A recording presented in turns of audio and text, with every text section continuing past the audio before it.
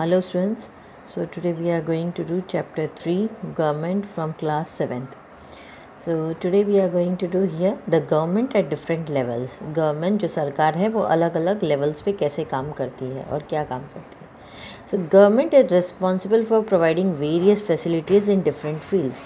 हमारी ये जो सरकार है ये अलग अलग फील्ड्स पे बहुत सारी फैसिलिटीज़ प्रोवाइड करती है. Now how does the government arrange for all this.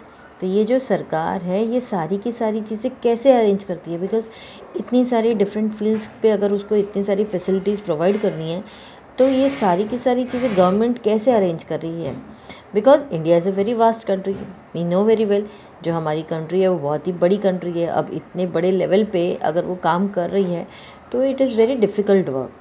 If the administration was centralized, many problems would arise and will cause inconvenience to the citizens will be inconvenienced.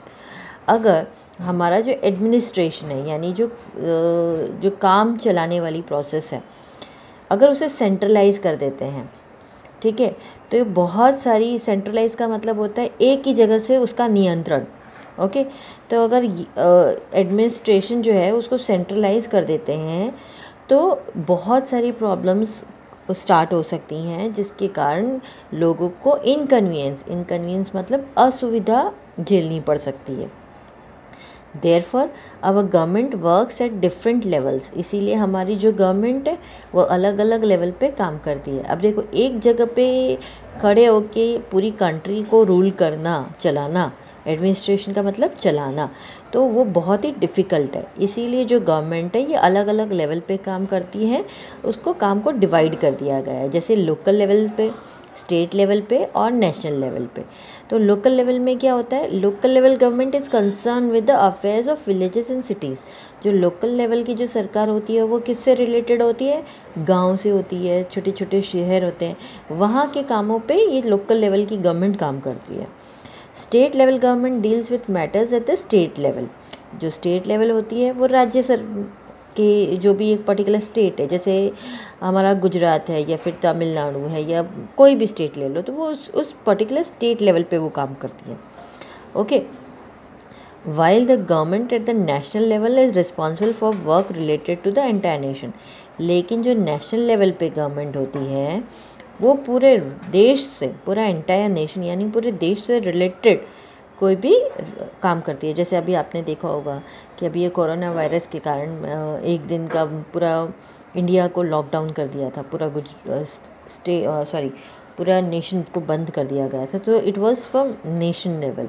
Now state level में अलग अलग state में अलग अलग तरीके से अपने जो चीफ मिनिस्टर है वो डिसीजन लेते हैं. सो वो स्टेट लेवल पे वो लोग ये डिसीजन ले रहे हैं, ठीक है.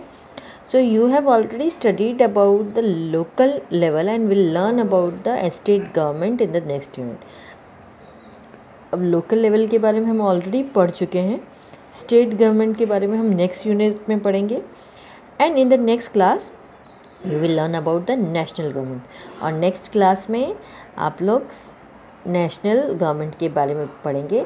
नेशनल गवर्नमेंट को सेंट्रल गवर्नमेंट भी बोलते हैं यानी कि union government. Okay now the next topic is the government and law. सरकार और लॉ यानी कि कानून. The government frames laws and they must be obeyed by all citizens. जो सरकार है ये क्या करती है, जितने भी कानून है ये बनाती है और फ्रेम करती है, बनाती है, और सारे जितने भी सिटीजन्स हैं इस कंट्री के उसको, उन सबको इसको ओबे करना है यानी कि मानना है इस बात को. Law and order is a very important for the proper functioning of the government. इस गवर्नमेंट को चलाने के लिए जो लॉ एंड ऑर्डर बनते हैं ये बहुत ही इम्पॉर्टेंट रोल प्ले करते हैं. किस चीज़ के लिए, प्रॉपर फंक्शनिंग, उसको अच्छी तरीके से चलाने के लिए. अगर लॉ एंड ऑर्डर नहीं होगा तो कोई भी इंसान कुछ भी कर सकता है, कभी भी कर सकता है, उसको किसी बात का डर भी नहीं है. ओके सो इसीलिए लॉ एंड ऑर्डर होना चाहिए. The government has the authority to make as well as implement laws.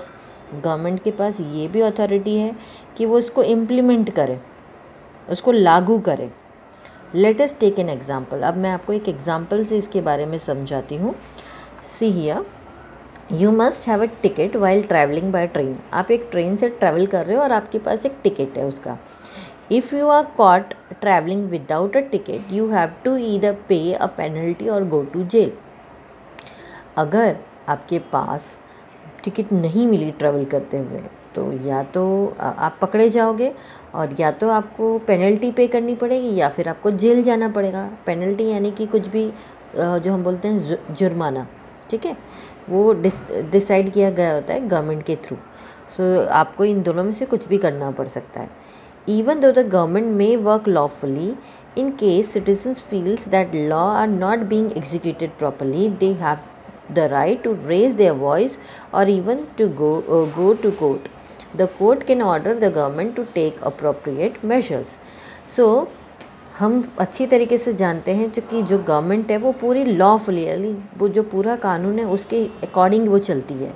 लेकिन अगर किसी सिटीजन्स को ऐसा लगता है कि जो लॉज है यानी जो कानून है वो अच्छी तरीके से एग्जीक्यूट मतलब अच्छी तरीके से नहीं, उसको प्रॉपरली फॉलो नहीं किया जा रहा है, सरकार उसको अच्छी तरीके से नहीं एग्जीक्यूट कर रही है, सो दे हैव द राइट, तो उनके पास ये अधिकार है कि वो अपनी आवाज़ उठाएं और वो कोर्ट के पास जाएं। तो और कोर्ट क्या करेगी उस समय, तो कोर्ट जो है वो सरकार को ऑर्डर देगी कि आप बराबर इसके मेजर्स लीजिए, अप्रोप्रिएट मेजर्स उठाइए। अब देखिए कि आपने सब सही किया है, सिटीजन्स सही कह रहे हैं कि ये सब okay. So till here, in our next video we'll talk about the organs of the government. So thank you.